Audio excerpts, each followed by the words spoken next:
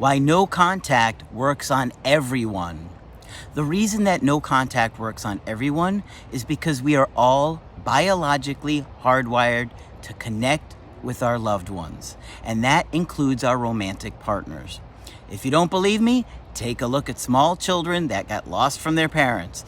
They're melting down because they feel like they're dying, and that is what happens with our romantic partners. If you connect and have a strong bond with somebody, you want to be close to them. Now, if the connection feels severed and they feel space and anxiety, they start to want to repair that. And that's why when you stop reaching out to somebody after a breakup, they feel the loss. This is why handwritten letters, good reminder texts, clean slate messages are all much weaker than no contact, because we're hardwired to connect, and when they feel the separation, that's what impacts them the most.